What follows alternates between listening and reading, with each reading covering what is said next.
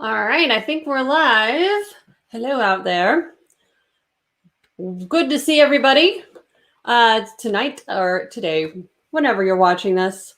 If it's over on Facebook or on YouTube, I will be talking all about the fastest way to write estimates in Xactimate.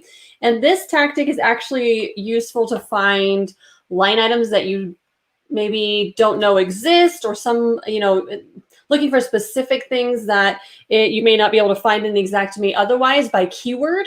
This is another tactic. Not only does it help you write the estimate really fast, it also will reveal line items that sometimes seem hidden if you don't know what they're called. I'm from New Mexico, so I would call drywall sheetrock. I grew up calling it sheetrock. Or, a jacuzzi tub is a tub that you put in a master bathroom that has the jets. No, that's a jetted tub. So those are the kind of things that you want to be on the lookout for when you can't find something Xactimate. Basically, don't use the brand name, use what it's actually called. But tonight I'll be showing you, or today, whenever you're watching this, I'll be showing you how to find line items within what's called a category, and also how to use those category and selector codes to write estimates really fast. So if you've been following me for a while, you've probably seen me speak on this topic quite a few times because it's my favorite, because it moves the needle the fastest in trying to get you to stop wasting time in Xactimate. So I think we're good. Let's see if we've got sound. Check my comments. Yeah, here we are. We got Ariel and Brian. Thank you. I think you can hear me. I think a thumbs up means we're good to go. I just had a little bit of a interesting experience. I was up getting ready for my Facebook Live and I heard a loud boom. And I was like, okay, I know we have earthquakes, but that was too specific to my house. So I went into the laundry room, and you know how when you go to Costco and you buy that huge thing of detergent? Well, I put it on the shelf above my washer. I went in there and it was like a blue monster had been murdered. There was blue detergent everywhere.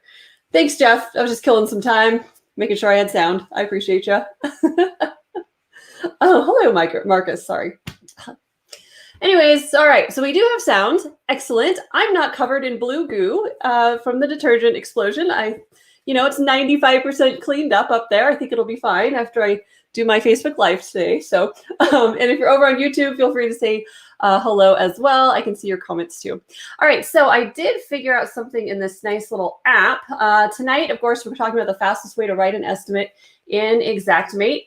And you can enter the word fast down below in the comment, and we will send you a list of commonly used category and selector codes. So tonight, that's what it's all about. That's how you write estimates the fastest in Xactimate, is by using these specific codes to not only find line items that you might be looking for that are kind of hidden, that don't show up by the normal keyword search. It also will help you write an estimate super fast if you start to learn these codes. So I have a commonly used checklist. No, it's not a checklist. It's a list of line items that I've compiled for you. If you put the word fast down below, we will send that to you in Facebook Messenger. If you're over on YouTube, go ahead and enter the word fast, and we will get back to you with the link to that resource. So, but you get it if you're over here on Facebook directly in your Facebook Messenger. All right, so I'm going to go ahead and get started here, and we'll just add this. And so I'm already in an estimate, as you can see, if you've used Xactimate at all in the past. I'm in the meat and potatoes of the estimate. This is where we're going to add all of our line items. And when we do this, when I start working with contractors, who I specialize in training as contractors, most commonly I see them go right here to this field and try to find a line item. So let's say that I'm looking for, like I said, a jacuzzi tub, right? That's not going to fly. That's not going to be found up here because jacuzzi is the brand name, right? Also, sometimes I can't, if I'm looking for category 3 water loss items, today they show up, but normally, so a lot of times in X1, I type category 3 here. I can't find any of these. It'll give me anything with the number 3 in the line item except for category 3. It's very strange. It's a very nitpicky way of building an estimate, and also sometimes Xactimate might not show you the line items that you want to see. So the other thing that I want to show you is really a time waster. So I'm going to build a roof estimate here for you on this Facebook Live. And most people go up here and they type shingles. They're looking for the shingles. They're hunting and pecking. Which shingle line item do I want? I think it's composition shingle. I think this is what the adjuster uses. and then they'll go and they'll add that. Then they'll click on the line item and then click in the calculator field there, enter their quantity, and click OK. The more you click around, by the way, I guess I do like to, let's see here. Well, I've got two monitors. I do like to see you guys. I'm going to go ahead and leave the view like this if it's okay. I don't know. It's a little small. We'll rock and roll and see how this goes. But when you're in an estimate, the more clicks you make with your mouse, the more time you're wasting. So one of the big time sucks, I can tell you, learn to use your keyboard. And this is a big time waste. So the less I can get you to click around, the more time you're going to save. But this is what most people do that are self-taught or maybe didn't do Xactimate class. They don't go into time-saving aspects. So when you're clicking around into all of these fields, you're going to notice that you're doing a lot of extra work with that clicking. And then also you're wasting a lot of time by going up and finding the next line item. So now I need my felt. And now I have to click in there like this and type it in and then left click OK. And then I have to go find my, I don't know, ice and water shield. And they type it all out. You get the idea. I'm not going to waste your time by showing you how other people waste time. So let me just, right off the bat tell you there's an easier, faster, better way of doing this. So I am going to recommend you learn what are called category and selector codes. Type fast down below. We'll send you the list of commonly used category and selector codes. Now it is for more of a roofing exterior restoration side of things. I don't really have a great one for mitigation yet, but you will get that if you type fast down below. And so, yeah, you can also watch the replay later if you're busy cooking dinner. I totally get that. That's where I'm going to be. It's Taco Tuesday upstairs right after this Facebook Live. So we're going to use the category code. We're going to go right into this category, and we can drop down the list to start to learn them on our own. So if you are a mitigation contractor, you can start to learn what's called the water or WTR category. That's the water extraction. If you're a roofer, you can learn the RFG category, roofing there.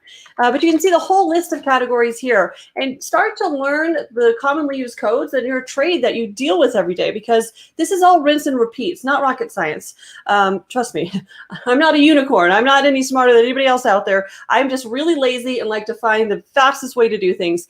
And this is one of the tricks that I found. So since I know the category for roofing, I can just type RFG in there. Left click OK. And then we can look at our selector code list. So back to not being able to find line items easily by keyword, or like that category 3 water issue I had when I was writing that estimate. If I would have searched within the category, I would have been a lot better off. So in RFG here, I can drop down the list next to the selector code. And right there, you have every single line item that is in the roofing category at your disposal. So you can also search by keyword here. If I want to see all of my flashings, I can do that. I can see every type of flashing it has on this price list for the RFG category. So learning your category and selector codes is really, really going to help you get faster in the program if you can start to memorize them. So let me go ahead and rebuild that same estimate that I was working with. I'm going to click in that category code, type in RFG. Now immediately Xactimate moved that cursor. I did not do that. Xactimate moved that cursor over for the selector code. And since I know my selector codes, I can go ahead and just enter the selector code, tab down to the calculator field, and enter my quantity. Then I'm going to hit the enter key. There we go. Now we've got our shingles added. Now I'm going to nerd out a little bit on you here. When you add the shingle line item, it does add the removal and then the replacement. And if you know anything about roofing, we need waste on the replacement of the shingles. Okay, so we're going to go ahead and, of course, add waste there. But just to kind of, like I said, drill down the whole thought of we don't want to use our keyboard any more than we want to. Keyboard is a time suck. And if you've ever watched any of my videos, I always say the less I can get you use your mouse, the more I get you your keyboard. Maybe it shaves a couple seconds, which turn into minutes, turns into hours, which turned into days on the beach. That's where we want you. So we're going to go RFG selector code 300S, but I'm going to tab into this category, or the activity. And I'm going to add removal separate from replacement. Why am I doing that? To avoid the clicking of having to go in and click and add my waste.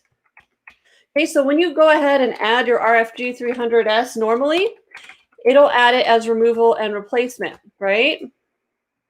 like this. I would then have to click back in here and make that adjustment. I'd rather not do that. I'd rather use my my keyboard the whole time. So that's why I get a little nerdy when I start these roofing estimates, because I had the replacement and then I had the removal with the waste. So I can avoid using my mouse. Now that we've added those line items, I'm going to go ahead and RFG, and I like felt 15. That looks great. And then I can hit, again, all I'm doing is hitting my enter key to move on to the next line item. So since I know all of my category and selector codes, I can then go build this estimate really quickly and easy because I know all of my codes and can just simply build it and be about my day.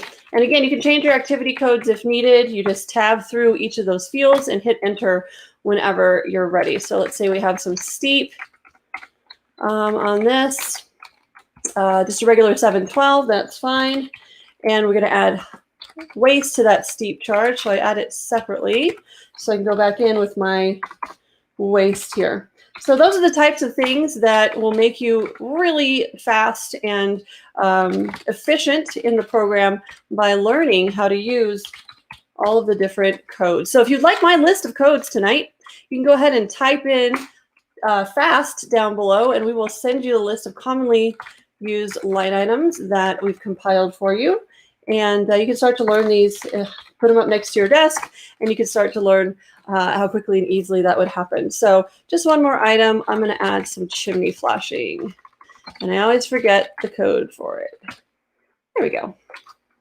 Like that. All right, so that's how fast you should be able to write an estimate. I've been here for less than 10 minutes talking at you, around 10 minutes, and I've already finished my estimate, which I would take to an adjuster meeting. So that's you know, any part of the home, if you know your code. So let's put some drywall in our living room here, and let's say we had just a small, let's say 200 square feet on that.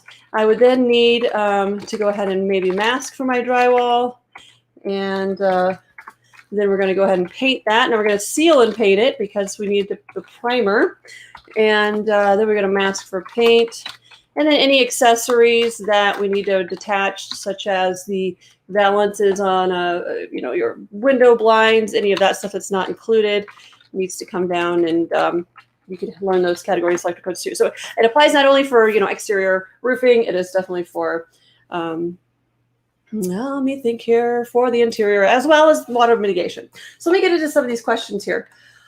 I got it to enlarge the screen. I don't know, Jeremy, if this is what you're asking, but I collapsed this blue ribbon so that I'm in the meat and potatoes of the program, so I don't waste time looking at something that I'm not using. This is X1, by the way. It's not version 28, so I'm in X1 tonight, in this video here. Why am I including waste on removal? I don't know. Did I include waste on removal? I think I only did it on the replacement. I'm hoping. Yeah, I only did waste on replacement. Sorry. I'm hoping I didn't make a mistake, because when I talk and type, it's like walking and chewing gum. I can't quite do both at the same time efficiently. Hopefully that answered your question. Yeah, so I think I only put the waste on the replacement, hopefully. Any other questions? Let me see before I get too far ahead here. All right, looks like we're doing good. The cat code screen. Oh, let me get back to my screen here. So the category screen, when I expanded it, you just drop down the list right there next to the category screen. And that's how you can see all of your categories. Same with your selector code list. Right there, you can drop down the list, a little tiny arrow, and that will bring you to the selector code list. If I'm adding a new line item, I can actually just hit my enter key, and that will pop in my category. And then if I type in which one I want and hit, should be able to select it. And then I can hit enter on my selector code list, and that'll pull up my selector codes as well. Hopefully that's what you're looking for, Jeremiah, Mr. Jeremiah. So yeah, definitely type fast down below and start to learn these guys. They are going to be a huge time saver for you. When I first start working with contractors, this is one of the first things that I teach them, because they're wasting their time clicking around, going up to the keyword search, and yada, yada, yada. Yeah, it saves a ton of time. Yeah, sorry, Jeremiah. I am on X1. There is a resolution setting. So I have a large laptop. I do not, I'm kind of a weirdo. I like to have, I think it's a 17.5-inch screen. So my resolution is really different from like a 15-inch laptop screen, or if you're working on a computer. You can mess around. Like if you, this is a bonus tip, I guess, guys, for being here tonight. Let me make sure I can get to my background real quick. Close all those. But if you go to your desktop of Xactimate, yes, I want to say, okay, right click and you get into these display settings. That's where it'll make a difference on how big those micro windows are in Xactimate. So if your category it's tiny, or if it's moving to another, like if you can't even see it, check your resolution, and then also make sure that if you do use two screens like I'm doing right now, that it's not sending that selector or category code area to another, the screen I was showing you, to your other screen, even though it may be unplugged. That's a big issue right now with both 28 and X1 that I've seen. So if you're popping open your category and it's tiny, you can also expand it. I don't know if that helps. If it's like this, you've got arrows that you can expand it. But some people use two screens, unplug one, go out in the field and are writing estimates. They pop open their category, but it goes to it thinks that the other screen is still plugged in, and it goes to the other screen, and it's really sad. So this would go somewhere else, and then now you're stuck because the screen is open and you can't type or do anything. It can be a frustrating experience. So check those resolution, check and make sure, when you expand that screen that you've got some arrows there. Also, the other thing I want to mention is I recommend working big, meaning when you're building estimates, you probably don't need this reference search by picture here. So there are some arrows there that I can pull this up and see a long list of line items, especially if I'm working on a large loss or, just big estimate. I like to have as much of that quick entry showing. So I do also advocate you can pull that up. You can pull this grouping tree over if you want to see more of your specifics in your grouping tree. So hopefully that helps with that view issue. There. Let's see. He figured it out. Okay, great. Paul, good to see you, Paul. I haven't seen you in a bit. Lovely to see you. And Beverly, if I draw the room with dimensions, it will put in the amounts. So that was a great point, Beverly. I was over here hand entering my drywall and all of these dimensions. But if I had sketched something, which I haven't, this is my sandbox estimate that I play in. So if I sketch a room, and let's name this the master bedroom. Then we go over to estimate items, and in that master bedroom, see there's a little sketch icon there. That means that if I enter the DRY 1/2, now it's going to default to walls and ceiling. I can change that to just ceiling if I want to. Like that, it's going to autofill the 12 by 12 dimensions, right? The 12 foot by 12 foot room. And that's, you're right, it will autofill the quantities for me. However, up here, notice on my living room, it's a little folder icon. That just means that I never took the time to sketch anything, which is common for me because I'm always just messing around with stuff. But no, good thought. Thanks for clarifying that for anyone who might not understand, what I'm doing, because I do kind of go quickly. So that's pretty much everything I had. Category and selector codes, check them out. Comment fast down below. I'm going to turn on that little scrolly thing just for fun, because why not? And hope you guys enjoyed being here. Like I mentioned before, I had a laundry detergent explosion that I have to go deal with, as well as cooking up some tacos. So I'm gonna go ahead and run. But if you're just getting here with us, don't worry, the replay will auto post here in about 5 minutes, and you can watch and see what I did. Again, of course, comment fast if you want our nice little PDF that we will send you. Next week, I will be here again every Tuesday at 6 p.m. Central. I don't have a topic yet, but I will send it out via Facebook Messenger. Also, if you click the little bell on YouTube, you'll get a reminder of when I'm going live, and I'll have another fun topic for us to talk about, and super excited to see you. So we'll see you next week. Have a great week in your business, and we'll see you then.